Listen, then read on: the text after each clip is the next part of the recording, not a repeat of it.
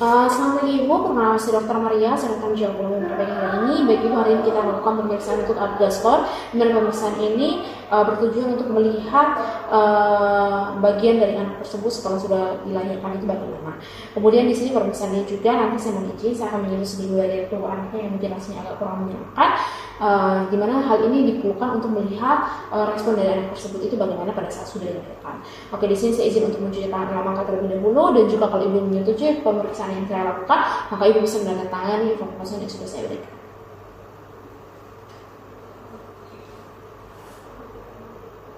Oke, di sini bayi yang baru lahir itu akan diletakkan pada bagian tempat pemeriksaan. Kemudian yang pertama itu saya akan lakukan pemeriksaan untuk appearance atau warna kulitnya, di mana saya akan menilai untuk warna kulit pasien itu, dan juga saya akan memberikan skor. Di mana biasanya itu 0 itu biasanya seluruh tubuhnya itu biru dan juga pucat. Kemudian 1 itu biasanya tubuhnya itu kemerahan, di bagian ekstremitasnya itu biru. Kemudian 2 itu dikatakan seluruh tubuhnya itu mengalami kemerahan.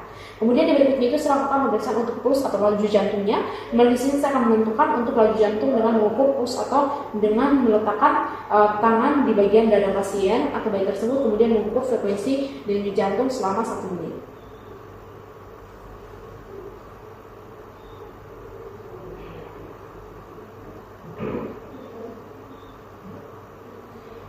Kemudian di sini saya akan melihat biasanya itu 0 itu tidak ada, kemudian kalau 1 itu kurang dari 100 kali per menit, kemudian kalau 2 itu lebih dari 100 kali per menit pada bayi yang terlihat bugar. Kemudian yang berikutnya itu saya lakukan pemeriksaan untuk refleks atau Grimmage, di mana yang pertama itu saya akan menilai untuk refleks bayinya itu ketika diberikan rangsangan dengan menepuk pelan-pelan pada bayi tersebut. Kemudian saya akan melihat biasanya itu 0 itu tidak bereaksi, kalau 1 itu dilakukan gerakannya sedikit, kemudian 2 itu biasanya dia melawan. Kemudian yang berikutnya itu adalah activity atau tonus otot, di mana di sini saya akan menilai untuk aktivitas tonus ototnya itu dari melihat gerakan bayi tersebut. Di mana di sini saya akan melihat aktivitas dari tonus tersebut itu biasanya itu 0 itu dikatakan lumpuh, kemudian 1 itu bisa bergerak sedikit, kemudian yang kedua itu adalah gerakan aktif. Kemudian yang berikutnya itu saya lakukan pemeriksaan untuk respiration, di mana di sini itu saya akan menilai tangisan bayi tersebut. Biasanya itu 0 itu tidak ada, 1 itu lambat, dan 2 itu menangis dengan kuat. Kemudian yang berikutnya itu saya akan menilai jumlah skornya, dan mana dari masing-masing kriteria itu akan dijumlahkan nilainya itu yang didapatkan untuk menentukan keadaan bayi tersebut. Biasanya itu kalau hasilnya itu tidak asfiksia, itu biasanya itu lebih dari 7. Kemudian yang berikutnya itu kalau didapatkan hanya asfiksia ringan sedang itu 4-5. Kemudian kalau dia asfiksia berat itu lebih dari kurang dari 3. Berikutnya itu saya lakukan pemeriksaan untuk balance count. Di sini saya akan persiapkan terlebih dahulu anaknya di sini. Kemudian saya akan mencuci tangan dengan teknik 6 langkah. Baik Ibu, hari ini yang berikutnya itu saya lakukan pemeriksaan untuk balance count. Di mana pemeriksaan ini akan saya lakukan pada bayi yang baru lahir. Kemudian yang berikutnya itu saya akan mencuci tangan 6 langkah terlebih dahulu dan juga menyiapkan alat pembalut.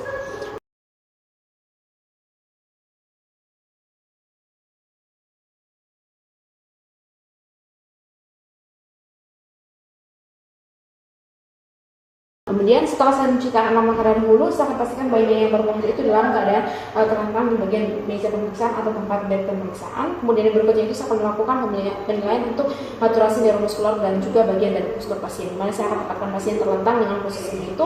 Saya akan menunggu sampai bayinya tenang. Kemudian saya akan menilai untuk postur tubuhnya bayinya itu, neuromuskularnya itu menggunakan skor neuromuskular saturasi pasien. Kemudian yang berikutnya itu saya lakukan pemeriksaan untuk jendela siku. Di sini untuk tangannya itu akan saya fleksikan pada bagian pergelangan tangan. Kemudian saya akan beri cukup tegangan untuk mendapatkan posisi sefleksi mungkin. Kemudian saya akan mengukur dan juga menilai sudut dari antara eksemensia hipotenar dan juga pada bagian anterior dan juga bagian bawah. Kemudian saya tidak akan boleh memutar telapak pergelangan tangan kanan. Kemudian yang sisi sebelumnya lagi. Oke, semuanya dalam keadaan batas normal. Kemudian yang berikutnya saya lakukan pemeriksaan untuk recoilingan. Dengan di sini saya akan pegang kedua tangan bayi dengan keadaan fleksi ke bawah sejauh mungkin. Kemudian dalam waktu 5 menit, kemudian saya akan rentangkan kedua tangan bayi dan juga kemudian saya akan melepaskan. Di sini saya akan melihat untuk refleks bayi tersebut. Di sini refleksnya itu dalam keadaan batas normal. Kemudian yang berikutnya itu saya akan lakukan amati ketika saya sudah melepas tangan kedua bayinya itu, saya akan amati nilainya itu berapa berdasarkan skor neuromuscular motor action. Kemudian yang berikutnya saya lakukan pemeriksaan untuk refleks cochlea. Di sini bayinya itu dalam keadaan terlentang, kemudian pahanya itu akan saya tempatkan dengan lembut ke bagian perut pasien dengan lututnya itu ditekuk dengan penuh. Kemudian saya akan memegang kedua kaki dengan sisinya itu dengan lembut. Kemudian dengan satu tangannya itu saya akan memukul sisi paha dengan tangan lainnya. Kemudian saya tidak akan memberikan tekanan pada bagian paha belakang. Kemudian saya akan pastikan bayinya itu berhenti berendang secara aktif sebelum melakukan ekstensi kaki. Kemudian kaki bayinya itu diekstensikan sampai terdapat resistensi pasti terhadap ekstensi tersebut.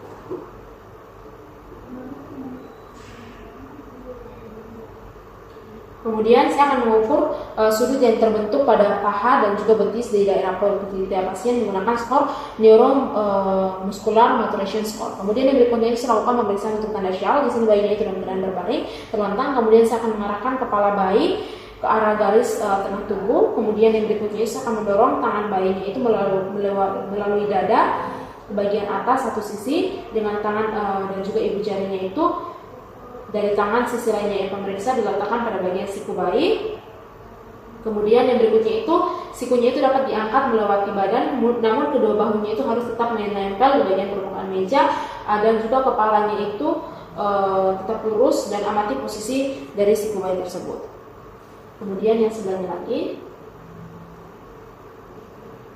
Kemudian yang berikutnya saya akan menilai dengan skor neuromaturasi muskular. Pemeriksaan untuk perasa tumit telinga, di mana di sini saya akan posisi bayinya itu dalam keadaan terlentang. Lalu saya akan pegang kaki bayinya itu dengan ibu jari dan juga jari telunjuk. Kemudian saya akan tarik sedekat mungkin dengan kepala tanpa memaksa. Kemudian saya akan melihat untuk refleks bayinya tersebut. Biasanya itu pertahanan panggul dan juga permukaan meja pemeriksa. Kemudian saya akan amati jarak antara kaki dan juga kepala serta tingkat ekstensi lututnya itu bagaimana. Kemudian yang berikutnya itu saya akan lakukan pemeriksaan yang berikutnya itu adalah kematangan fisik, dengan saya akan melihat untuk kulitnya itu. Saya akan perhatikan untuk kulit bayinya itu warnanya itu maupun tekstur yang diberikan. Kemudian saya akan memberikan skornya. Biasanya itu -1 kalau didapatkan lengket, rapuh dan juga transparan. Kemudian 0 itu merah seperti agar, gelatin atau transparan. Kemudian 1 itu merah muda, halus, vena-vena itu tampak. Kemudian 2 itu permukaannya itu mengelupas dengan atau tanpa ruam, kemudian venanya jarang. Kemudian 3 itu daerah pucat dan juga pecah, kemudian venanya jarang. Kemudian 4 seperti kertas kulit, kemudian pecah-pecah dalam dan tidak ada vena. Kemudian 5 itu pecah-pecah kasar dan juga flat. Kemudian yang berikutnya itu saya akan melihat untuk lanugonya, dimana saya akan memperhatikan lanugonya itu atau rambut halusnya itu pada bayi ini, dan saya akan mengamati daerah atas dan juga bagian punggung bayi. Kemudian saya akan memberikan skor. Di sini dikatakan kalau skornya itu -1 kalau itu tidak ada lanugo, kemudian 0 itu jarang, kemudian 1 itu banyak sekali, kemudian 2 itu menipis, kemudian 3 itu menghilang, 4 itu umumnya tidak ada. Kemudian dilakukan yang berikutnya itu saya lakukan pemeriksaan untuk permukaan, di mana yang berikutnya itu saya lakukan pemeriksaan untuk lanugo, di mana skornya itu -1 itu tidak ada, 0 itu jarang, kemudian 2 itu banyak sekali, kemudian 1 itu banyak sekali, kemudian 2 itu menipis, 3 itu menghilang, kemudian 4 itu umumnya tidak ada. Kemudian yang berikutnya itu saya lakukan pemeriksaan untuk pelanggar kaki, di mana di sini saya akan ukur panjang dari tumit kaki hingga bagian dari ujung jari kaki hingga tumit. Kemudian saya akan lihat garis telapak kakinya, kemudian saya akan memberikan skor. Di sini biasanya itu skornya kalau -2 itu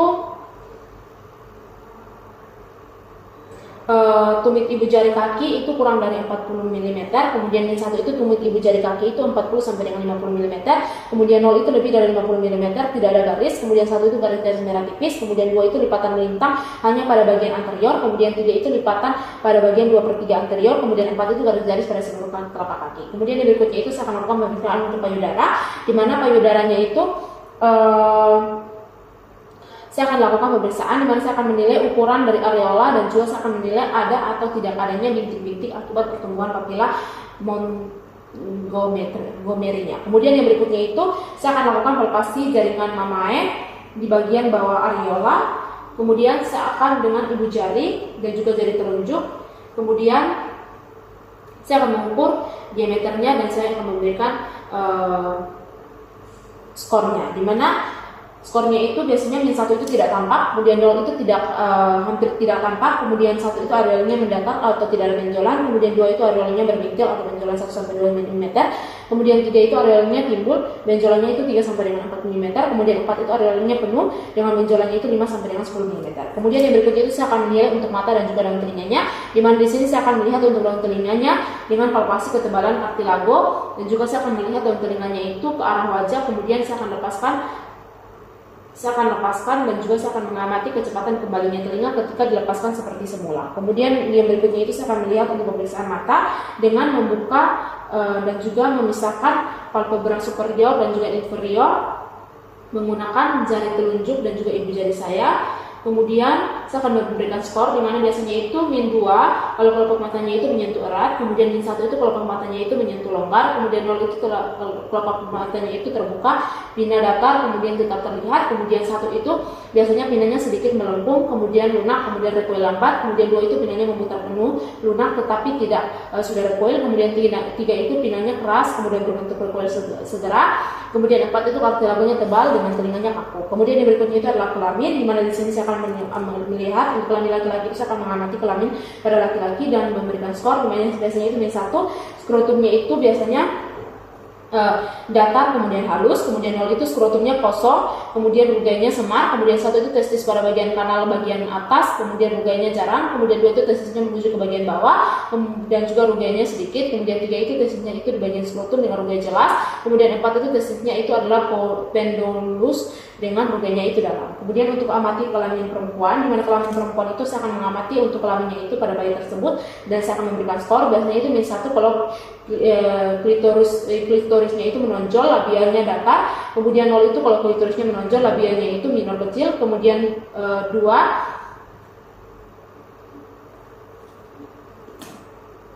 kemudian yang berikutnya itu kalau 0 itu klitorisnya menonjol, labianya minor kecil, kemudian 1 itu klitorisnya menonjol, labianya itu minora membesar, kemudian yang kedua apabila labianya itu mayor dan juga minoranya itu sama-sama menonjol, kemudian 3 itu labia mayor besar, labia minore kecil, kemudian 4 itu labia mayore menutupi klitoris dengan labia minore. Kemudian yang berikutnya saya lakukan interpretasi hasil, di mana interpretasi hasilnya itu biasanya saya akan jumlahkan semua skor dengan tentuan usia kehamilan, di mana skornya itu ada dari -10, -5, 0, 5, 10, 15, 20, 25, 30, 35, 40, 45, 50. Kemudian usia mingguannya itu mulai dilihat dari usia 20, kemudian 22, 24, 26, 28, 30, 32, 34, 36, 38, 40, 42, dan 44 minggu.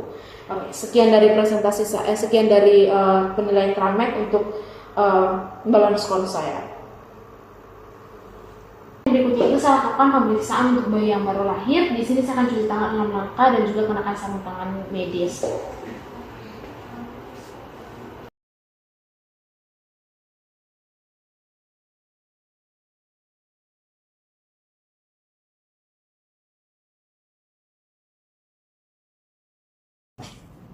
Kemudian yang berikutnya itu kita lakukan pemeriksaan untuk bayi baru lahir, di mana pemeriksaan ini bertujuan untuk kita mengetahui apakah adanya gangguan ataupun adanya kelainan yang ada pada bagian tubuh anak tersebut. Di mana pada pemeriksaan ini ibu nanti saya akan mungkin akan melakukan pengukuran berat badan dan juga tinggi badan, dan juga saya akan melakukan selain pengukuran berat badan dan juga tinggi badan, saya juga mungkin akan melakukan pengecekan di bagian tempat-tempat anak tersebut, di mana beberapa bagian tubuh anak tersebut, agar saya melihat apakah adanya kelainan pada bagian tubuh anak ini atau tidak. Pada pemeriksaan ini juga nanti ibu mungkin nanti saya akan memegang ataupun menyentuh anaknya dengan menggerakkan ke bagian sisi, berbagai macam sisi yang nanti mungkin dilihatnya rasanya kurang mengenakan ya Bu, tapi pemeriksaan ini perlu agar kita bisa mengetahui abnormalitas atau adanya gangguan apa yang terjadi pada anak tersebut. Dan pemeriksaan ini wajib kita lakukan. Kemudian kalau ibu menyetujui pemeriksaan yang saya lakukan, maka ibu bisa menandatangani informasi yang sudah saya berikan. Kemudian saya akan cuci tangan 6 langkah dan juga menggunakan sarung tangan yang bersih.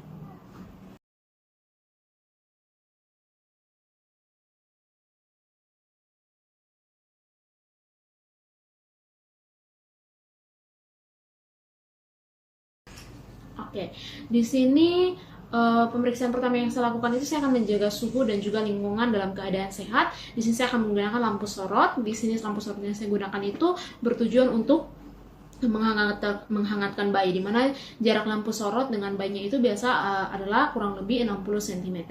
Kemudian yang berikutnya itu saya akan menjaga suhu ruang agar tidak lebih dingin dari 25 derajat Celcius. Bila perlu AC ataupun kipas angin itu saya tidak boleh dinyalakan. Kemudian yang berikutnya itu saya akan keringkan bayi secepat mungkin, terutama pada bagian kepala tanpa menghilangkan bagian dari vernix. Kemudian setelah itu saya akan meletakkan bayi itu dalam keadaan terlentang. Di sini bayinya sudah dalam keadaan terlentang dengan kepalanya itu sedikit lebih rendah, untuk membersihkan bagian dari mulut dan juga faring maupun hidung dari cairan, kemudian mukus, darah, dan juga debris amnion. Kemudian saya akan usap mulut dengan kasa dan juga section dengan lembut dengan section kateter. Kemudian pada bayi yang baru lahir dengan kondisi sehat dapat langsung diberikan kepada ibunya untuk dilakukan inisiasi menyusu dini. Bila dikhawatirkan adanya gawat nafas, maka bayi itu harus diletakkan pada box penghangat atau dan juga observasi ketat. Kemudian yang berikutnya itu saya akan lakukan pemeriksaan yang berikutnya adalah pemeriksaan antropometri, di mana pemeriksaan ini saya akan lakukan penimbangan berat badan, di mana saya akan letakkan terlebih dahulu kain atau kertas pelindung, dan juga saya akan atur skala timbangannya itu ke bagian titik 0 sebelum saya lakukan penimbangan.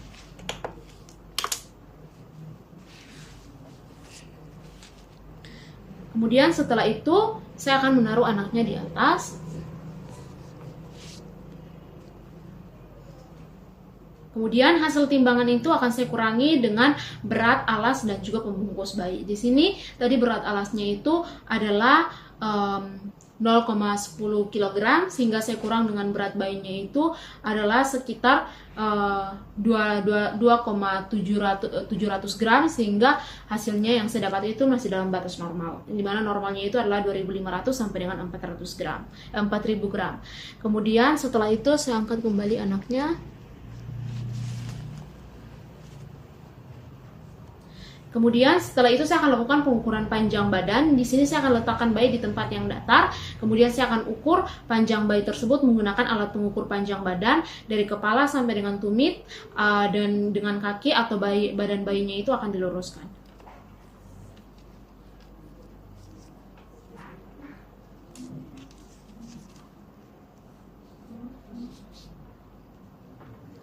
Di sini panjang bayi tersebut adalah sekitaran 34 cm.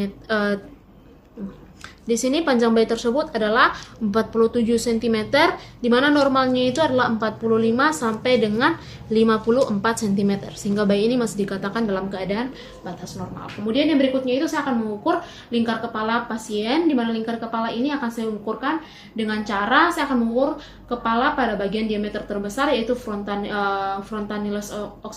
frontalis occipitalis. Kemudian jika terdapat succedaneum dapat saya lakukan pada hari kedua atau hari ketiga. Di sini bayinya tidak dapatkan adanya succedaneum, sehingga saya langsung melakukan pengukuran untuk lingkar kepala.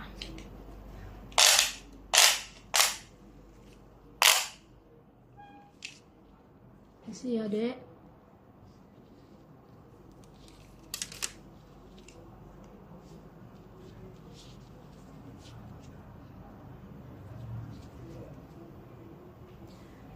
Di sini untuk lingkar kepala bayi tersebut adalah 34 cm, di mana dengan keadaan lingkar kepala normal bayi itu adalah 33 sampai dengan 35 cm, sehingga masih dikatakan dalam keadaan batas normal. Kemudian yang berikutnya itu saya akan lakukan pengukuran untuk lingkar dada, di mana pengukuran ini akan saya lakukan dari daerah dada ke bagian punggung, kembali ke bagian daerah dada, di mana pengukuran ini akan dilakukan melalui kedua puting susu bayi tersebut. Isi ya, Dek.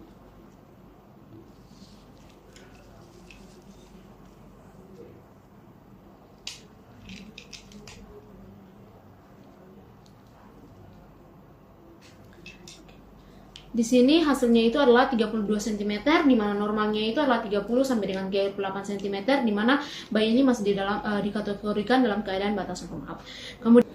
Kemudian yang berikutnya itu saya akan lakukan pemeriksaan untuk tanda vital, di mana yang pertama saya akan lakukan pemeriksaan untuk suhu bayi, di mana suhu bayi ini akan saya lakukan di bagian aksila 5 sampai dengan 10 menit. Kemudian di sini hasilnya itu adalah 36,5 derajat Celcius, di mana masih dikatakan normal, di mana suhu normal bayi itu adalah 36,5 sampai dengan 37,5 derajat Celcius. Kemudian yang berikutnya saya lakukan pemeriksaan untuk denyut jantung bayi, di mana di sini saya akan memperhatikan untuk keteraturan denyut jantung bayi, di mana saya akan hitung frekuensinya selama 1 menit penuh untuk denyut jantung bayi tersebut.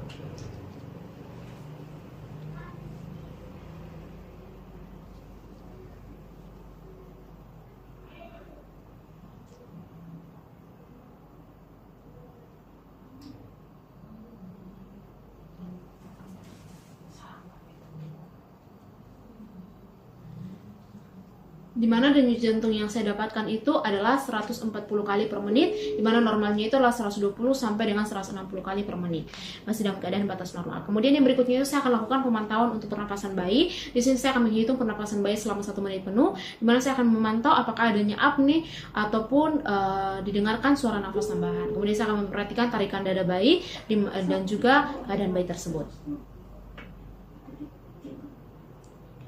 Di sini yang saya dapatkan itu adalah pernapasan bayinya itu adalah 50 kali per menit, di mana normalnya itu adalah 40 sampai dengan 60 kali per menit. Kemudian yang berikutnya itu saya lakukan pemeriksaan untuk head to toe, di mana saya akan lakukan pemeriksaan ini. Yang pertama itu saya lakukan pemeriksaan pada bagian kepala, di mana saya akan raba pada bagian garis sutura dan juga frontanella. Saya akan lihat apakah ukuran dan juga tampilannya itu normal atau tidak. Kemudian setelah itu saya akan melakukan perabahan secara halus pada bagian frontanella anterior, di mana frontanella yang besar itu dapat terjadi akibat prematuritas atau hidrosefalus, sedangkan yang terlalu kecil itu biasanya bisa terjadi karena mikrosefali. Di sini bayinya itu masih dalam keadaan batas normal, tidak didapatkan hanya mikrosefali ataupun frontanella yang membesar seperti hidrosefalus. Kemudian yang berikutnya itu saya akan periksa apakah adanya trauma kelahiran, misalnya kaput supradenio, sepal hematom, ataupun perdarahan galeal, ataupun subaponeurotik, ataupun fraktur pada bagian tulang tengkorak pasien. Di sini tidak didapatkan hal tersebut, di mana bayinya itu dalam keadaan batas normal. Kemudian saya akan perhatikan adanya kelainan kongenital seperti anencefali dan juga mikrosefali. Kemudian yang berikutnya itu saya lakukan pemeriksaan mata, di mana pemeriksaan ini saya akan lakukan di mana saya akan periksa jumlah dan juga posisi matanya. Di sini untuk jumlah matanya ada 2, kemudian posisinya berada pada bagian tengah, kemudian letak mata dan juga gerakan bola mata ini dalam keadaan batas normal. Kemudian saya akan melihat apakah adanya pembesaran dan juga kekeruhan pada bagian kornea, ini tidak didapatkan. Kemudian saya akan periksa apakah adanya trauma seperti palpebra, perdarahan konjungtiva ataupun bagian retina, di sini juga tidak didapatkan. Kemudian saya akan periksa apakah adanya sekret pada bagian mata, konjungtivitis oleh kuman gonococcus. Kemudian biasanya itu kalau didapatkan adanya sekret karena kuman gonococcus itu bisa disebabkan oleh bisa menyebabkan terjadinya pansoftamia dan juga bisa menyebabkan terjadinya kebutaan. Di sini pasiennya tidak didapatkan. Berikutnya itu saya akan lakukan pemeriksaan untuk keadaan sklera. Kemudian saya akan lihat apakah nampak gejala ikterus atau tidak. Di sini juga tidak didapatkan adanya gejala ikterus. Kemudian saya akan lakukan kajian Aibling refleks, di mana saya akan melihat refleks gerakan seperti menutup ataupun mengejapkan mata. Dimana jika bayi yang terkena sinar atau terkena hembusan angin, matanya itu akan menutup atau mengerjap matanya. Di sini tidak didapatkan hal seperti itu, sehingga masih dikatakan bayinya dalam keadaan batas normal. Kemudian yang berikutnya itu saya lakukan pemeriksaan untuk bagian telinga. Di sini saya akan memeriksa untuk dan juga pastikan jumlah telinganya, di mana bentuk dan juga posisinya. Di sini bentuk untuk telinganya dan juga posisinya dalam keadaan simetris. Kemudian yang berikutnya itu pada bayi yang cukup bulan itu biasanya tulangnya itu sudah matang. Di sini bayinya itu ternyata berdasarkan yang diberitahukan oleh ibunya adalah bayinya yang cukup bulan, yaitu melahirkan pada usia 9 bulan. Kemudian daun telinganya itu harus terbentuk sempurna dengan lengkungan yang jelas di bagian atas. Di sini untuk daun telinganya juga terbentuk sempurna. Kemudian yang berikutnya saya akan melakukan perhatikan untuk letak daun. Berikutnya saya akan perhatikan letak daun telinga pasien, di mana daun telinga dan letaknya itu rendah atau tidak, atau disebut dengan low set ears. Kemudian terdapat pada bayi yang biasanya mengalami sindrom tertentu. Di sini pasiennya tidak dapatkan hal seperti itu. Kemudian yang berikutnya itu saya akan lakukan pemeriksaan untuk hidung, di mana saya akan lihat untuk kaji bentuk dan juga lebar dari hidung pada bayi yang cukup bulan. Kemudian lebarnya itu harus biasanya itu lebih dari 2,5 cm. Di sini bayinya juga sama, lebarnya lebih dari 2,5 cm. Kemudian yang berikutnya itu bayinya itu harus bernafas dengan hidung. Jika melalui mulut harus diperhatikan kemungkinan adanya obstruksi jalan napas karena adanya atresia coana bilateral ataupun fraktur tulang hidung atau disebut dengan encephalokel. Di sini tidak didapatkan hal seperti itu. Bayinya masih bernapas dengan baik menggunakan hidung. Kemudian yang berikutnya itu saya akan periksa apakah adanya secret mucopurulent yang terkadang biasanya itu bisa menyebabkan perdarahan, di mana hal ini kemungkinan adanya sifilis kongenital. Di sini juga tidak dapatkan hal seperti itu. Kemudian saya akan lakukan pemeriksaan apakah adanya pernapasan cuping hidung. Jika biasanya didapatkan adanya pernapasan cuping hidung, maka saya akan biasanya hidungnya itu akan mengembang dan menunjukkan adanya gangguan pernapasan. Di sini tidak dapatkan hal seperti itu. Kemudian yang berikutnya itu saya lakukan pemeriksaan untuk bibir dan juga mulut, di mana saya akan melakukan pengkajian untuk bagian bibirnya itu apakah simetris atau tidak. Di sini untuk bibirnya simetris. Kemudian saya akan perhatikan daerah langit-langit mulut dan juga bibir. Jika ada bibir sumbing, di sini tidak dapatkan bibir sumbing pada pasien tersebut. Kemudian saya akan perhatikan jika adanya bercak putih pada bagian gusi maupun palatum. Di sini juga tidak dapatkan hal seperti itu. Kemudian saya akan lakukan pengkajian refleks routing atau mencari puting susu, dan juga refleks sucking atau mengisap dengan refleks swallowing atau menelan. Di sini saya akan memberikan sedikit rangsangan menggunakan jari telunjuk saya pada bagian mulut pasien. Di sini pasien memberikan refleks untuk mencucuk atau refleks untuk mencari puting dan juga untuk menghisap. Kemudian yang berikutnya itu saya akan melakukan pemeriksaan leher, di mana pemeriksaan leher ini biasanya leher yang pendek itu saya akan lakukan pemeriksaan. Di sini saya lihat untuk lehernya tidak dapatkan leher yang terlalu pendek, dan juga di sini lehernya itu kesimetrisinya sama. Kemudian di sini saya akan lakukan pergerakannya itu, di sini untuk pergerakan leher bayinya tersebut didapatkan pergerakannya itu baik, dan juga tidak terdapat keterbatasan pergerakan, kemungkinan adanya kelainan tulang leher. Di sini tidak dapatkan hal seperti itu. Kemudian saya akan perhatikan apakah adanya trauma leher yang dapat menyebabkan kerusakan pada bagian plexus brachialis. Kemudian saya akan lakukan perabaan untuk mengidentifikasi adanya pembengkakan atau pembesaran pada bagian kelenjar tiroid atau vena jugularis. Di sini juga tidak dapatkan adanya pembesaran atau pada bagian kelenjar tiroid dan juga vena jugularis. Kemudian yang berikutnya itu saya akan lakukan pemeriksaan untuk bagian dada. Di sini saya akan perhatikan untuk kesimetrisan bagian dada pasien.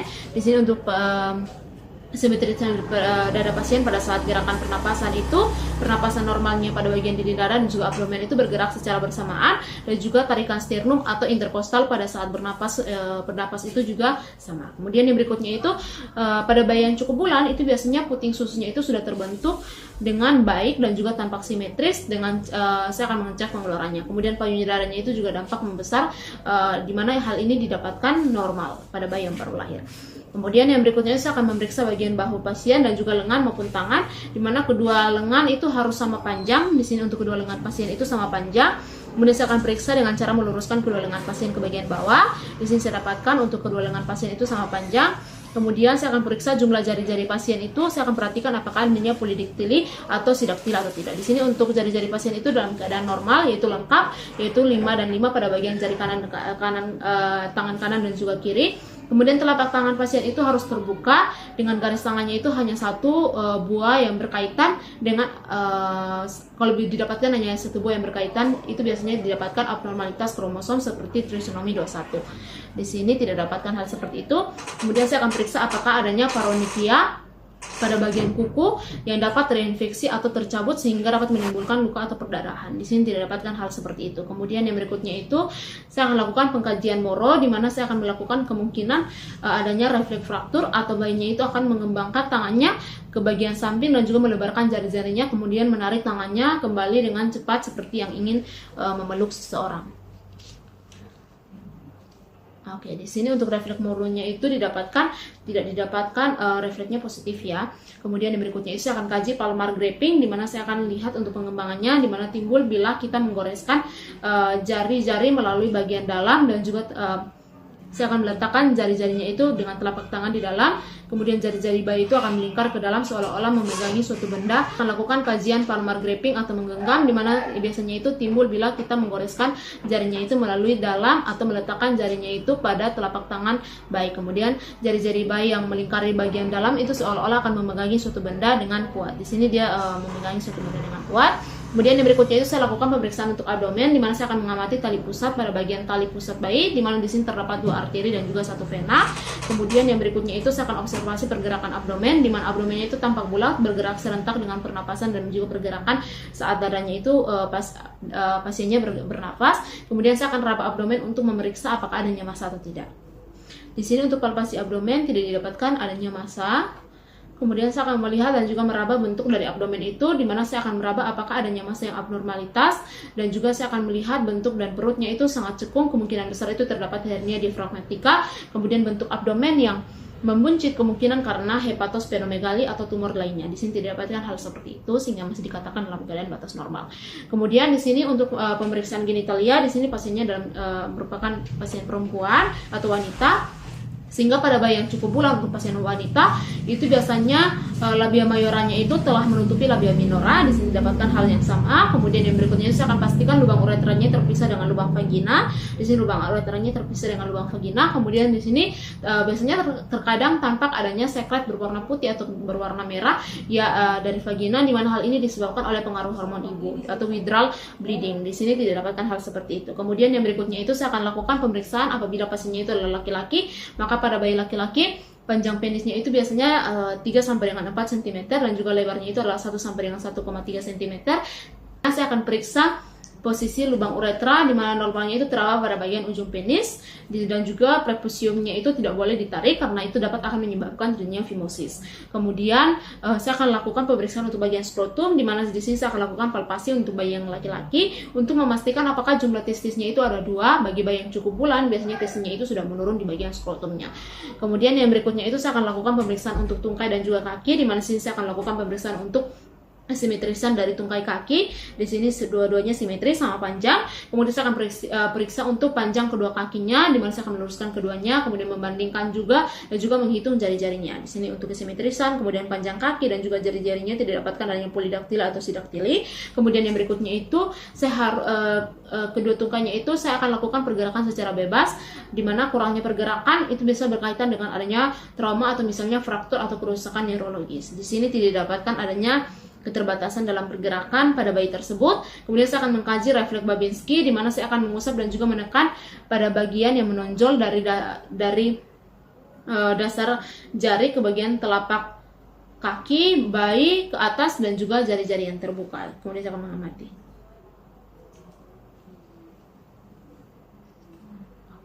Kemudian yang berikutnya ini hasilnya dalam keadaan batas normal. Kemudian yang berikutnya itu saya lakukan pemeriksaan untuk spina bifida pada bagian punggung, di mana saya akan lakukan pemeriksaan, saya akan melihat pada bagian punggung bayi tersebut apakah didapatkan hanya spina bifida atau tidak, dengan cara saya akan melengkapkan bayi tersebut dengan kemudian saya akan cari apakah adanya tanda-tanda abnormalitas seperti spina bifida atau tidak. Di sini tidak dapatkan hal seperti itu.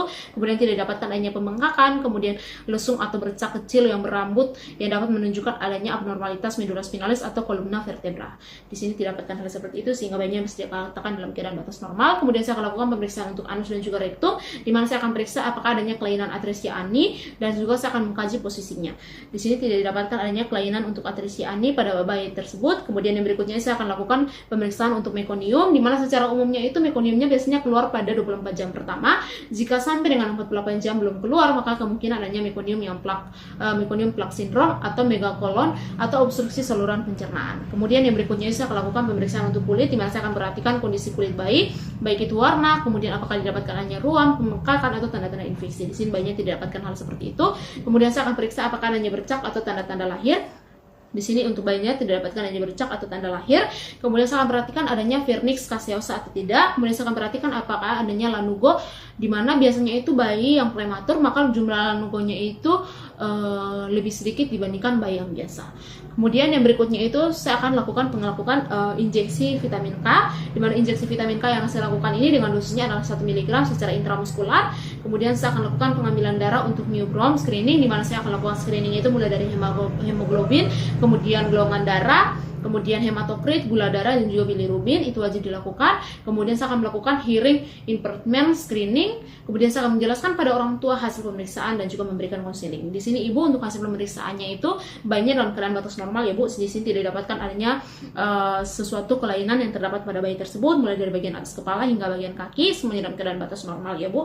Tetapi mungkin nanti anaknya harus dilanjutkan dengan screening ataupun dilakukan konsulan setiap kali untuk pemantauan tumbuh kembangnya ya bu. Kemudian yang berikutnya itu saya akan membereskan alat dan bahan yang sudah saya gunakan ya, dan juga saya akan menaruh pada tempat yang sudah steril. Kemudian saya akan melepaskan sarung tangan dan juga cuci tangan dan juga melakukan dokumentasi tindakan. Sekian dan terima kasih.